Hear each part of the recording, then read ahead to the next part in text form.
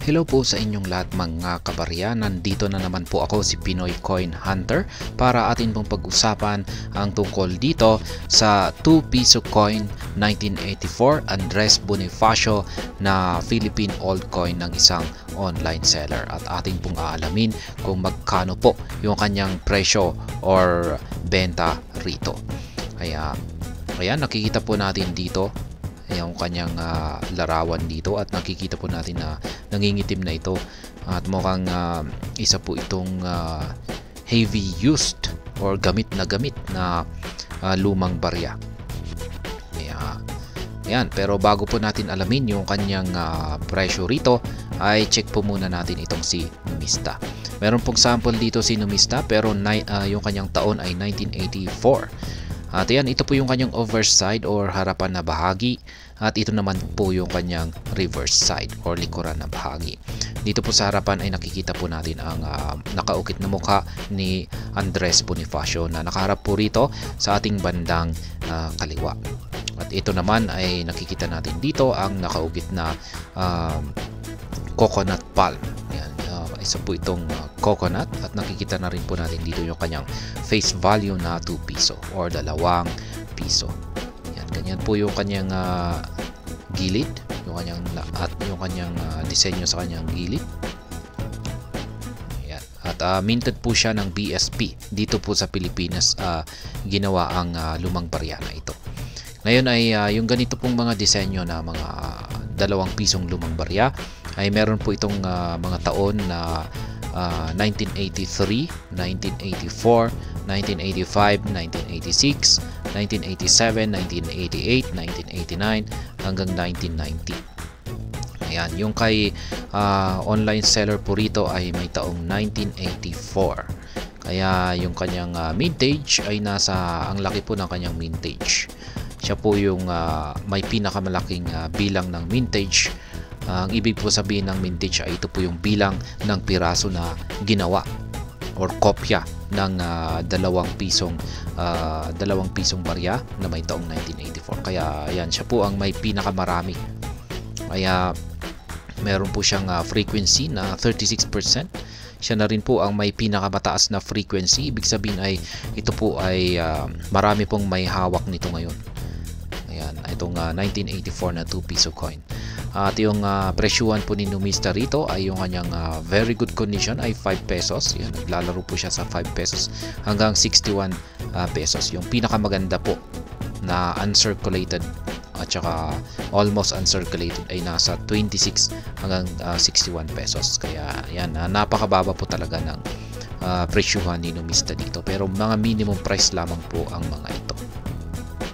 Ayan, balikan po natin si online seller. Kanya po itong ayan, para malaman po natin kung magkano yung kanyang presyo rito sa kanyang 2 piso coin 1984. Ayan, Andres Bonifacio. Kaya kung pag-ikukumpara pa natin dito sa sample ni Numista rito ay masasabi kong mukhang mas maganda pa yung kondisyon ng sample dito ni Numista. Ayan, pareho po sila, 1984 din po ito. Kaya ganito po yung mas malinaw po natin nakikita yung mga nakaukit na detalye dito. Ayan, sa sample ni Numista. Dito po kasi kay online seller ay nanginip po siya. Ayan. At hindi pa, medyo malabo pa yung kanyang kuha rito. Kaya ayan, atin na pong alamin kung magkano yung kanyang benta rito. Ayan, ito lamang po kasi yung kanyang nag-iisang larawan dito. Ayan, maaaring magulat ka kapag yung malalaman yung kanyang presyo rito. At ayan po yung kanyang presyo dito. Binibenta po niya yung kanyang 2 piso coin dito na may taong 1984 na Andres Bonifacio sa halagang 123,456 pesos. Yan, at least linagay naman po niya rito na heavily used ito. Mukhang yan, coconut 2 piso. Mukhang sa tingin ko ay testing lamang po siguro ito. Yan, mukhang parang bago pa lamang po siya.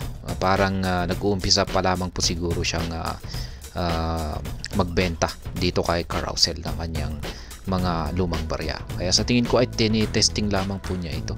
Kaya kung pag makikita natin yung kanyang presyo ay 1, 2, 3, 4, 5, 6 yung kanyang inilagay na presyo. Kasi siguro ay wala siyang ideya kung ano talaga yung presyo nito, or yun nga, tinetesting niya siguro kung paano mag-set up, or yan, kung paano mag-set up ng kanyang ibebentang coin dito. Kaya yan, at makikita pa natin na iisa lamang yung kanyang ipinakitang larawan dito. Dapat ay dalawa, magkabilaan po yan. Ito po yung kanyang harapan at saka yung likod.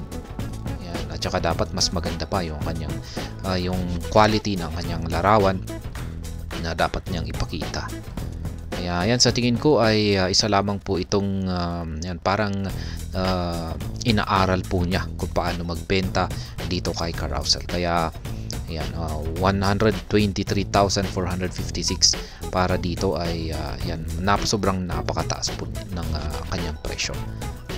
Ayan, maliban na lamang kung meron talaga siyang mga pambihirang mga error, or kung matatawag natin po siyang error coin. Pero base naman po sa aking nakikita ay mukhang isa lamang po siyang common coin, ordinaryong coin lamang po na heavily used or gamit na gamit sa sirkulasyon.